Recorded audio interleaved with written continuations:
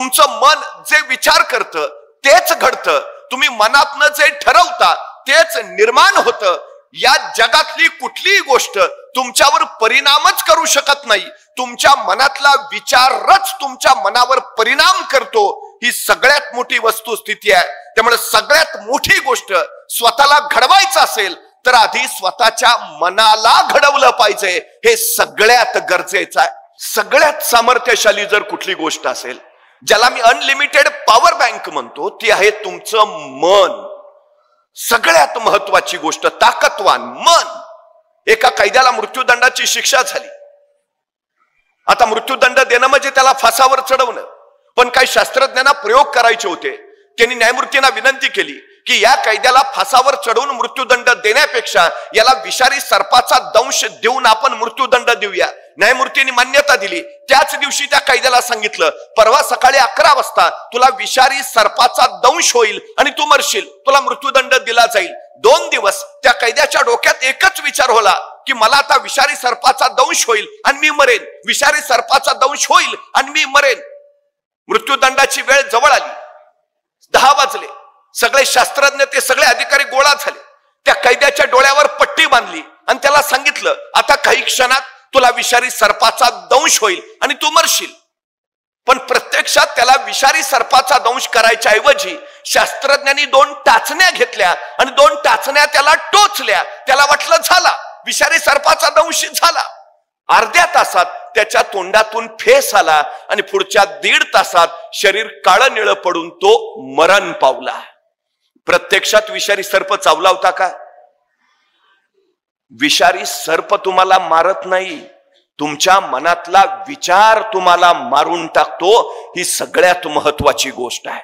तुम्ही सकारात्मक विचार केला तर सगळं सकारात्मक घडेल. तुम्ही नकारात्मक विचार केला तर नकारात्मकच घडेल. हे सगळ्यात आणि सगळ्यात महत्वाचं आहे. तुम्ही कोण आहात काही फरक पडत नाही, तुम्ही विचार काय करता याने फरक पडतो. तुम्ही आता कोण आहात काही महत्वाचं नाही, तुम्ही उद्या कोण बनणार ते सगळ्यात आणि सगळ्यात महत्वाचं आहे. तुमच्या मनात ठरवून घ्या, मला काय व्हायचंय, काय व्हायचंय. जे ठरवाल ते तुम्ही होणारच. जगातली कुठलीही शक्ती त्याला रोखू शकत नाही.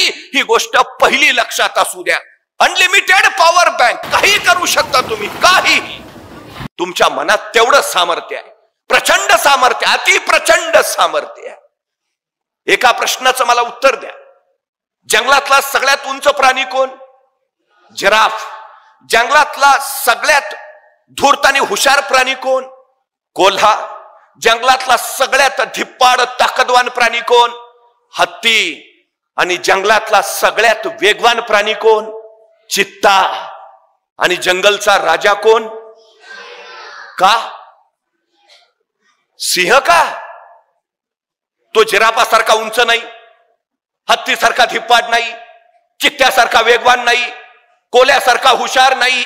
मग सिंह राजा का? सिंहाला कुणीतरी विचारतं तू राजा का? सिंह म्हणतो मला वाटतं म्हणून.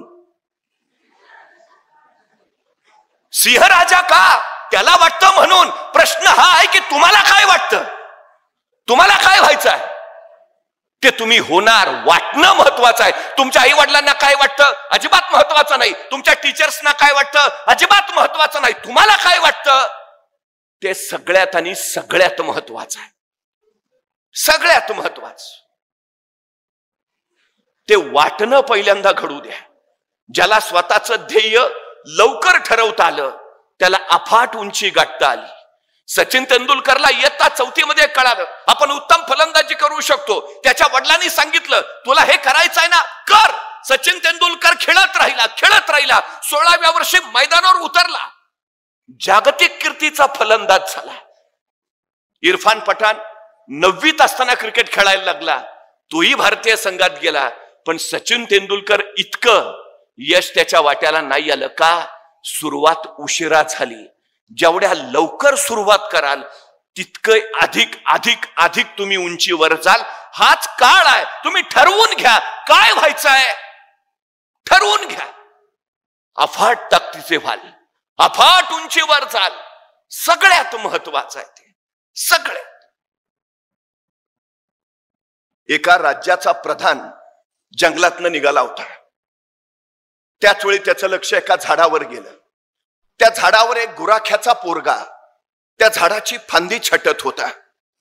त्याच्याकडे बघून प्रधानाला हसू फुटलं. याचं कारण तो गुराख्याचा पोरगा ज्या फांदीवर बसला होता तीच फांदी कुऱ्हाडीने तोडत होता.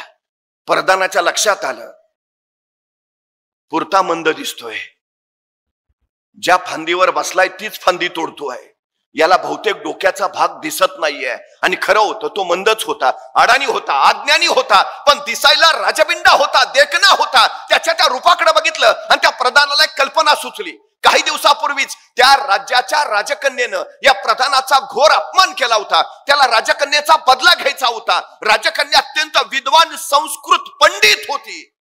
बदला घ्यायला त्याला हा गुराख्याचा पोर योग्य वाटला. त्याने त्या गुराख्याच्या पोराला खाली उतरवलं.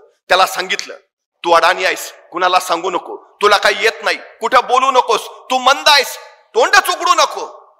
मी तुला राजपुत्राचं रूप देईन आणि राजा पुढं तो अत्यंत विद्वान पंडित आहे म्हणून सांगेन, फक्त हो म्हण.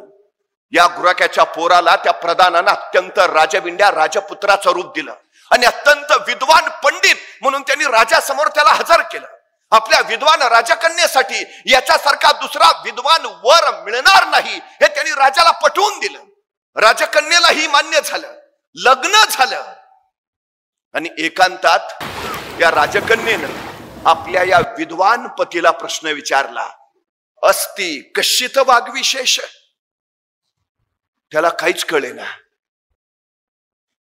अस्ति कश्चित वाग्विशेष, प्रश्न संस्कृत मधनं आहे. तुम्हाला वाङ्मयाचं काही विशेष ज्ञान आहे का? अहो त्याला कसलंच ज्ञान नव्हतं, वाङ्मयाचं कसलं विशेष ज्ञान.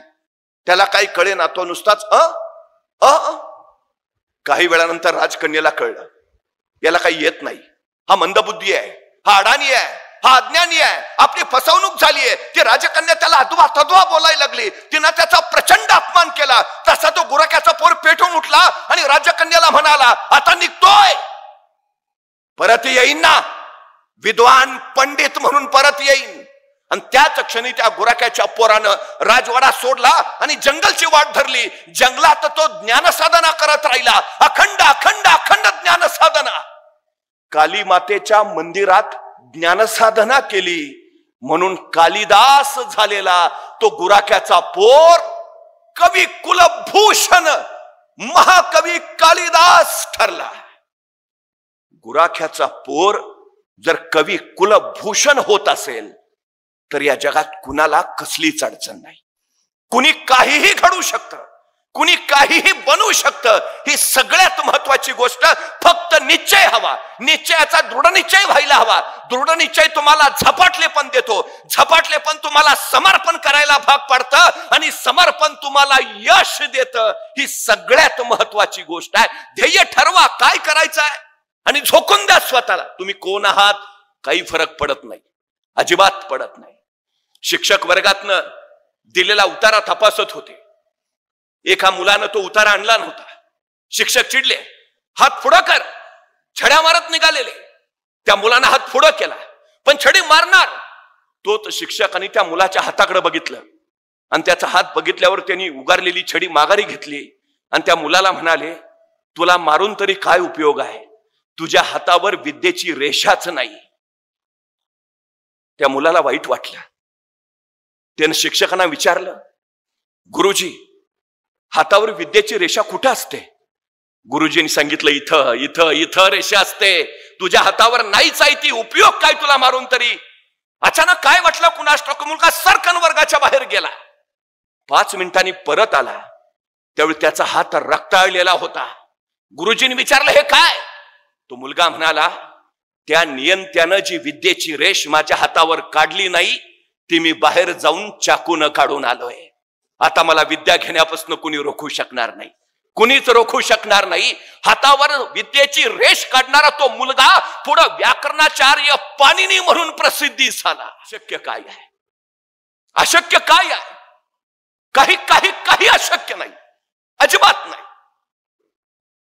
तुमच्याकडे काय आहे काही नाही याच्याही पेक्षा तुम्हाला काय वाटतं हे महत्वाचं आहे, सगळ्यात महत्वाचं. खरं तर मन सामर्थ्यशाली इतकं असतं, त्या मनाचं सामर्थ्य इतकं प्रचंड, तुम्ही काहीही करू शकता. एक मुलगा जो आंधळा होता, दिसतच नव्हतं त्याला, आंधळा आहे, कामाचा नाही म्हणून त्याला घरातल्यांनी सरळ हकलून दिला. पण तो भगवान श्रीकृष्णाची उत्तम अभंग रचना करायचा. त्याचा आवाज अत्यंत इतका गोड की साक्षात भगवान श्रीकृष्ण प्रकट व्हावेत की काय असा भास त्याच्या शब्दातून होत राहायचा. पण घरच्यांनी हकलून दिलेला. रस्त्यावरच्या एका झाडाखाली बसून भगवान श्रीकृष्णांचे अभंग म्हणायचा. माणसं भारावून जायची, त्याचं ऐकत राहायची. एकदा एका ज्येष्ठांनी सांगितलं, अरे इथं झाडाखाली बसून भजन म्हणण्यापेक्षा या आग्रा मथुरा रस्त्यावर श्रीकृष्णांची अनेक मंदिर आहेत, त्यातल्या कुठल्या तरी एका मंदिरात जा. तो मुलगा उठला, श्रीकृष्णांच्या मंदिरात जाऊन बसला. तिथं अभंग म्हणायचा, भजन करायचा, लोक प्रभावित व्हायची. एके दिवशी सकाळी पुजाऱ्याने पूजार्चा आटपली, भगवान श्रीकृष्णांची वस्त्र बदलली आणि तो बाहेर निघाला. आणि त्याच वेळी हा आंधळा मुलगा पुजाऱ्यांना म्हणाला, पुजारीजी एक सांगू का? ले बोल ना. नाही, तुम्ही आज भगवान श्रीकृष्णांना पिवळी वस्त्र घातलीत, ती भगवान श्रीकृष्णांना अजिबातच छान नाही दिसत हो. त्या पुजाऱ्याला आश्चर्य वाटलं. अरे तुला डोळे नाहीयेत, तुला दिसत नाही, तुला कसं कळलं मी भगवान श्रीकृष्णांना पिवळी वस्त्र घातलीत? तो मुलगा म्हटला, कळतं हो मला. दुसऱ्या दिवशी पुजारीनी भगवान श्रीकृष्णांना हिरवी वस्त्र चढवली आणि पुजारी निघाले. तसा तो आंधळा मुलगा म्हणाला, पुजारीजी भगवान श्रीकृष्णांना हिरवी वस्त्र छान दिसतायत. त्या पुजाऱ्याला आश्चर्य वाटलं, रे तुला दिसतंय कसं? दिसतं हो. तिसऱ्या दिवशी पुजाऱ्याने वस्त्र न घालता भगवान श्रीकृष्णाला झाडांची पानच वस्त्र म्हणून बांधली आणि तो पुढे निघाला. तसा हा आंधळा मुलगा म्हणाला, पुजारीजी भगवान श्रीकृष्ण पण गरीब झाले वाटतं, झाडाची पानं बांधून राहायला लागलेत. आता मात्र पुजाऱ्याला काही कळेना. अरे तुला डोळे नाही, दृष्टी नाही, तू आंधळा आहे, तुला कळताय कसं? आणि तो आंधळा मुलगा म्हणाला, तन की आंखें नहीं है तो क्या, मन की आंखें तो है. दृष्टीहीन असणाऱ्या त्या मुलानं भगवान श्रीकृष्णांना साक्षात बघितलं, त्यांचं वर्णन त्यांनी केलं. तो आंधळा मुलगा संत सूरदास म्हणून पुढे प्रसिद्धीस आला. आम्ही 10वीत असताना टीव्हीवर रामायण मालिका लागायची. ते पहिलं गाणं सुरू झालं की रस्त्यावरची सगळी माणसं पटापटापटा टीव्ही पुढे जाऊन बसायची. ते अत्यंत लोकप्रिय शीर्षक गीत संगीतबद्ध कुणी केलं होतं माहिती आहे? रवींद्र जैन. दोन्ही डोळ्यांनी आंधळे होते. बिथोवेन नावाचा जागतिक कीर्तीचा संगीतकार, ज्याचं संगीत आजही जगाला वेडं करतं, तो बिथोवेन दोन्ही कानांनी बहिरा होता. त्याला काहीही ऐकू येत नव्हतं, काहीच. ज्याला स्वतःला ऐकू येत नाही तो बिथोवेन इतरांचे कान तृप्त करणारा संगीतकार झाला. काय विलक्षण असेल. एक खेळाडू तरुण मुलगी रेल्वेने निघालीये. अचानक काही गुंडांची तिच्यावर नजर पडते. तिच्या गळ्यातल्या सोन्याच्या चैनकडे त्यांचं लक्ष जातं. ती हिसकावण्यासाठी ते धडपड करतात. ती तरुण मुलगी खेळाडू त्या गुंडांचा प्रतिकार करते. चिडलेले गुंड तिला सरळ रेल्वेतनं ढकलतात. ती समोरच्या रुळावर पडते. भरधाव वेगानं दुसरी रेल्वे येते. तिच्या पायावरनं सरकन जाते. तिचा पाय काढावा लागतो. खेळाडू असलेली तरुणी आता मैदानावर उतरू शकणार नसते, पण ती हरली नाही. पाय असलेली माणसं जे करू शकत नाहीत ते मी पाय नसताना करेन असा निश्चय तिनं केला. आणि एका पायाच्या बळावर तिनं अशक्य कोटीतलं कार्य केलं. तिनं एव्हरेस्ट सर केला. एका पायावर एव्हरेस्ट सर करणारी ती अरुणिमा सिन्हा सांगते, तुमच्याकडं काय आहे किंवा काय नाही हे महत्वाचं नाही, तुम्हाला काय वाटतं ते महत्वाचं आहे. तुम्ही ते करूच शकता, करूच शकता. एरिक वेहनमेयर दोन्ही डोळ्यांनी आंधळा आहे, त्याला दिसतच नाही. जगातला पहिला अंध व्यक्ती आहे ज्यांनी एव्हरेस्ट सर केला. पत्रकारांनी त्याला विचारलं, अहो तुम्ही आंधळे आहे, तुम्हाला दिसत नाही, मग तुम्ही एव्हरेस्ट कसं काय सर केला? एरिक वेहनमेयर म्हटला, म्हणूनच केला, आंधळा आहे म्हणूनच केला. म्हणले म्हणजे? नाही, मला अडचणी दिसल्याच नाहीत ना. माणसाचं लक्ष ज्यावेळी अडचणींकडे असतं त्यावेळी तो अडचणीतच अडकून पडतो. मला दिसत नाही, त्यामुळे मला अडचणीच दिसल्या नाहीत, मला फक्त माझं ध्येय दिसत होतं म्हणून मी पोहोचलो. अशक्य काही नाही, या जगात काहीही अशक्य नाही. आंधळी असणारी माणसं विक्रम करतात, पाय नसलेली माणसं एव्हरेस्ट चढतात. आपल्याला कठीण काय आहे? धडधाकट आहोत आपण. अडचण काय आहे? काहीही करू शकतो, काहीही. विश्वास हवा आपल्यावर. येस, आय कॅन, मी करेनच. सगळ्यात महत्वाचा भाग आहे तो हा, सगळ्यात महत्वाचा. आय कॅन, मी करेन. शाळेचा निकाल लागला, अनेक विद्यार्थी सरांकडे गेला. सर, दुसरा नंबर कुणाचा आलाय? सर म्हटले, अरे पहिला नंबर कुणाचा आलाय असं विचारायचं असतं, तू दुसरा नंबर कुणाचा आलाय असं कसं विचारतो? तसा तो मुलगा म्हटला, सर पहिला नंबर माझाच येणार ते मला माहिती आहे, दुसरा कुणाचा आला ते सांगा. याला आत्मविश्वास म्हणतात. त्या मुलाचं नाव होतं विनायक दामोदर सावरकर. आत्मविश्वास, पहिला मीच आहे, दुसरा कोण आहे ते सांगा. मी करेन, आय कॅन. आत्मविश्वासातून ऍटिट्यूड जन्माला येतो, दृष्टिकोन. हा आत्मविश्वास हवा, सगळ्यात महत्वाचा. एकदा निश्चय झाला, अशक्य काही नाही हे कळालं की मग आपण काहीही करू शकतो. फक्त एक, जे ठरलंय तेच करा. पर्याय ठेवू नका, अजिबात ठेवायचे नाहीत, अजिबात नाहीत. आमची हल्लीची अडचण काय झाली माहितीये? मी परवा एका मुलाला सहज विचारलं, काय रे 100 मीटर पळशील का? तो 5 मिनिटं माझ्याकडेच बघत बसला. अरे म्हटलं 100 मीटर पळशील का? मग त्याने हळूच विचारलं, 100 मीटर म्हणजे किती? मला लक्षात आलं. मी म्हटलं, अरे तू काय खेळ खेळतोस का नाही? म्हटलं सगळे खेळ खेळतो, क्रिकेट खेळतो, फुटबॉल खेळतो, व्हॉलीबॉल खेळतो, बॅडमिंटन खेळतो. म्हटलं मग एवढे सगळे खेळ खेळतो, दिवसभर मैदानावरच असतोस का काय? तो म्हणला, मैदानावर नाही, मोबाईलवर खेळतो. म्हटलं मग बरोबर आहे, तुला 100 मीटर कळणारच नाही. मग त्याला सांगितलं, इथून तिथपर्यंतचे अंतर आहे, त्याला 100 मीटर म्हणायचं, पळशील का? म्हटलं करतो प्रयत्न. आता तुला काय 5 किलोमीटर सांगतोय का पळायला?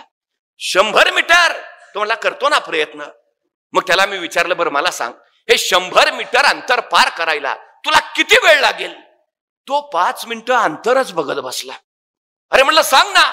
मग हळूच म्हटला, 5 मिनिटं तरी लागतील. 100 मीटरला 5 मिनिटं? अरे ऑलिम्पिक मध्ये हुसेन बोल्टचं रेकॉर्ड 9.98 सेकंदाचा आहे. हुसेन बोल्ट 10 सेकंदात 100 मीटर पळतो. तू 15 सेकंद म्हण, 20 सेकंद म्हण, 25 सेकंद म्हण, का 5 मिनिटं? माझं मला माहिती आहे ना. अरे तुला सांगितलं ना 5 मिनिटं लागतील. मला सुचायचंच बंद झालं.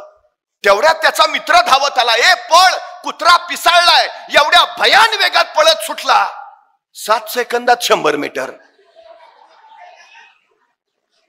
मी त्याला म्हटलं, तू तर हुसेन बोल्टचं रेकॉर्ड मोडलंस, त्याला 10 सेकंद लागतात, तू 7 सेकंदात पळलास. म्हटला मग कुत्रा मागं लागला होता.